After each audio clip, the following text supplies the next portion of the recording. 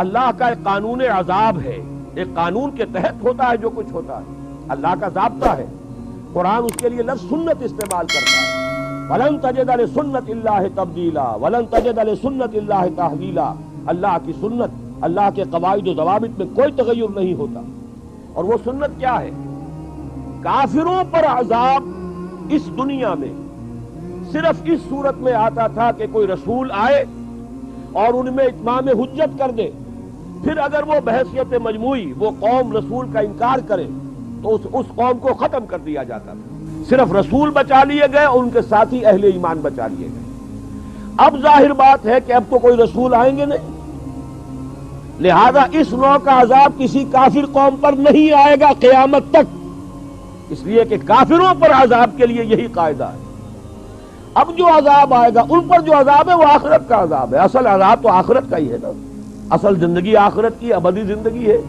یہاں تو کیا ہے، قوم نوح ڈوب گئی، ختم ہو گئی، 2-4 ڈبکیاں دی ہوں گی، ہر آدمی نے جان نکل گئی، عذاب کیا آیا؟ اصل عذاب تو وہاں ہے جو آخرت کا ہوگا۔ دنیا میں عذاب آتا ہے مسلمانوں پر، مسلمان ہو کر تم اگر اسلام پر عمل نہیں کرتے، دعویٰ تمہارا اسلام کا ہو اور عمل تمہارا کافرانہ ہو، نام لو تم محمد کا صلی اللہ علیہ وسلم اور اتباع کرو تم محمد کے دشمنوں کا، دعویٰ کرو اللہ اور اس کے رسول کی وفاداری کا اور تمہاری دوستیاں ہوں اللہ اور اس کے رسول کے دشمنوں سے، تم کہو اللہ اور اس کے رسول کے احکام کو ہم مانتے ہیں اور سودی کاروبار کر کے اللہ اور اس کے رسول کے خلاف اعلان جنگ کیے رکھو۔ اصل عذاب دنیا میں مسلمانوں پر آتا ہے، جیسے کہ پہلے یہودیوں پر آیا، اس لیے کہ ہم سے پہلے کی مسلمان امت وہی تھی، جب تک حضور صلی اللہ علیہ وسلم کی بعثت نہیں ہوئی وہی امت تھی، موسیٰ کے ماننے والے، تورات کے ماننے والے یہودی، یہ امت مسلمہ تھی۔ لیکن ان پر کیسے کیسے عذاب آئے، نبوکدنضر کے ہاتھوں برباد کرایا گیا، کبھی پھر یونانیوں کے ہاتھوں تباہی آئی، کبھی رومیوں کے ہاتھوں تباہی آئی۔ اس صدی میں بھی آپ نے دیکھا، اگر آپ بھولے نہ ہو کہ یہ صدی کے وسط میں ہٹلر کے ہاتھوں 60 لاکھ یہودی قتل ہوا۔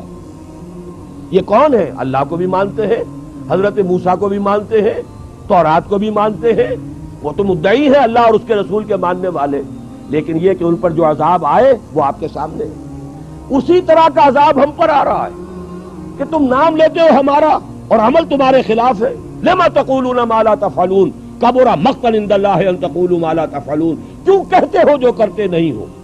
اللہ کے غضب کو اور اللہ کے غیظ کو اور غصے کو بھڑکانے والی ہے یہ بات کہ تم کہو جو کرتے نہیں۔ یہ ہے اصل سبب، اصل مجرم ہم ہیں، ہم دوہرے مجرم ہیں۔ ان کا جرم ایک ہے، انہوں نے انکار کر دیا، چھٹی ہوئی۔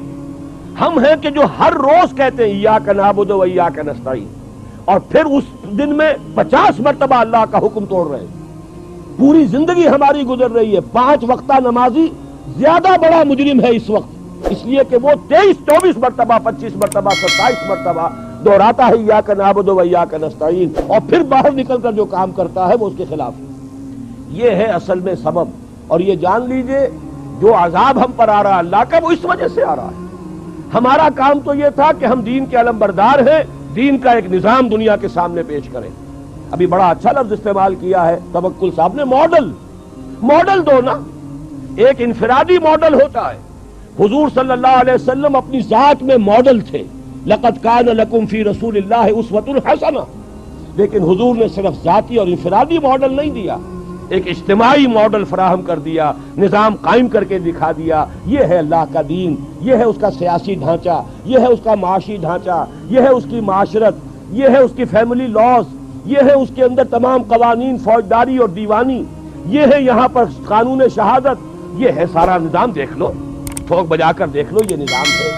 جب تک وہ ماڈل مسلمان قائم نہیں کریں گے یہی عذاب کے کوڑے برستے رہیں گے، سخت سے سخت تر عذاب آئے گا۔